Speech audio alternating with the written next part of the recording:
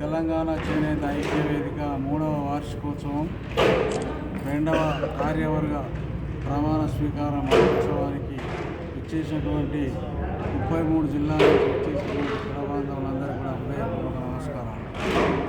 గత 3 సంవత్సరాలుగా రాష్ట్రంలో తెలంగాణ చేనేత ఐక్య వేదిక వివిధ సామాజిక అంశాల మీద, చేనేత సమస్యల మీద అవిశ్రాంత పోరాటం చేస్తూ ప్రభుత్వాల దృష్టిని ఆకర్షిస్తూ ముందుకు పోతా ఉన్నాం.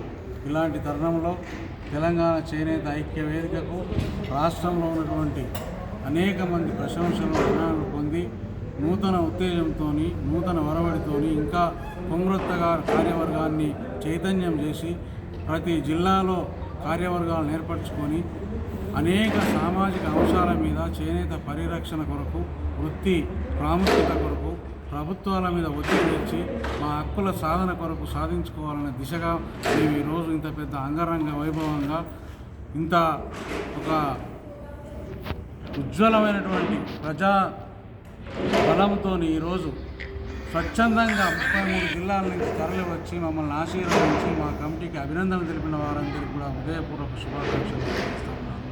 ఇంకా మా మీద బాధ్యత పెరిగింది, మా కమిటీ మీద విశ్వాసం పెరిగింది, మా కమిటీ మీద అనేక మంది పెద్దల ఆశీర్వాదాలు లభించాయి. ఈరోజు మాకు ఇంకా బాధ్యత మా భుజాన పెట్టింది. కాబట్టి రాష్ట్రంలో చేనేత సమస్యల మీద ఇక నుంచి అవిశ్రాంత పోరాటం చేస్తాం.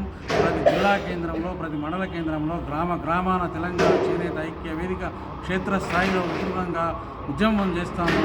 ఎవరికి ఆపద వచ్చినా, ఎవరికి సమస్యలు వచ్చినా తెలంగాణ చేనేత ఐక్య వేదిక ముందుంటుంది. మరి అదేవిధంగా రాష్ట్రంలో చేనేత ఆత్మహత్య జరుగుతున్న సిరిసిల్లలో ప్రధానమైన దృష్టి సారించి ఆడ జరిగేటువంటి చేనేత ఆత్మహత్యలని ప్రభుత్వానికి విన్నవించే రీతిలో అక్కడ ఒక పెద్ద విప్లవాత్మకంగా, ఒక ఉద్యమ రూపంగా చేనేత ఆత్మహత్యల నివారణ కొరకు మేము త్వరలోనే ఒక కార్యాచరణ బృందంగా ఏర్పడి సిరిసిల్లలో కార్యక్రమం ఏర్పాటు చేయబోతున్నామని కూడా ఈ సందర్భంగా మనవి చేస్తా ఉన్నాం. రాష్ట్రంలో ఇప్పటికే పలు చేనేత అంశాల మీద ప్రభుత్వాల దృష్టికి మేము పోవడం జరిగింది, మేము విన్నవించడం జరిగింది. త్వరలోనే ఢిల్లీలో కూడా కేంద్ర చేనేత మంత్రిని కలిసి చేనేత సమస్యల మీద మేము కొన్ని సమస్యలను, రాష్ట్రంలో టెక్స్టైల్స్ పార్క్స్ని, మేము అపరల్ పార్క్స్ని మరి